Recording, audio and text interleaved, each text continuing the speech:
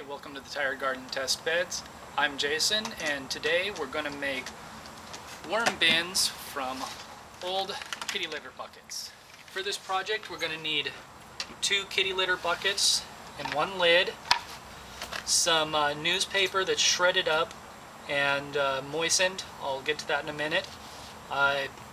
Some food for the worms, some newspaper which we'll put on top, a drill with an 1/8 inch bit, and a few worms. I can pull some from my old bucket.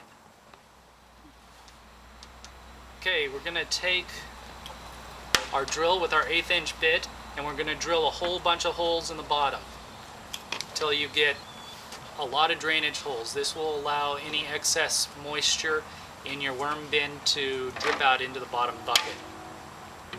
You'll drill 5 holes along the side on each side, so you've got a total of 20 holes. This will allow air to get into the bucket, giving the worms oxygen and keeping them alive. Okay, you'll take the bucket you just made with a bunch of holes, you'll put it down inside the other bucket.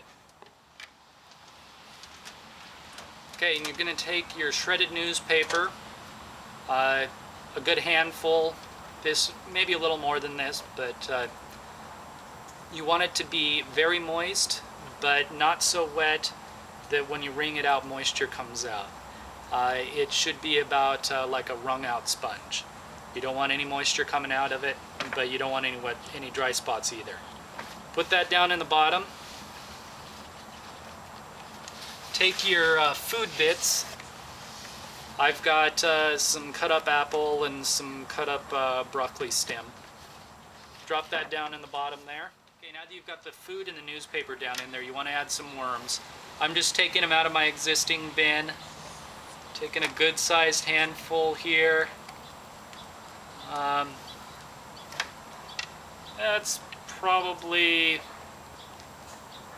I don't know, about 50 or 100 worms. You don't need a whole lot to get a bin of this size started. You want red wigglers. You're not talking earthworms or night crawlers, whatever you get out of your yard. You can get these online. Do a search for red wigglers, and that's what you want.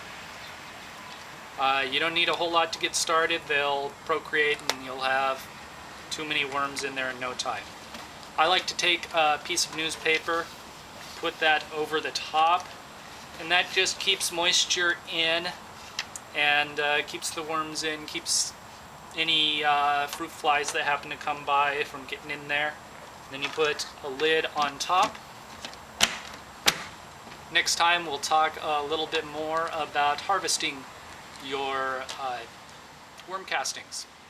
Have a good day. And then you just press them in here.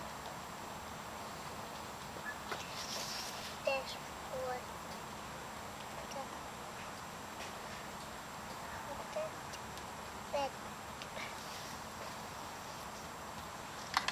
Not so many worms in right now.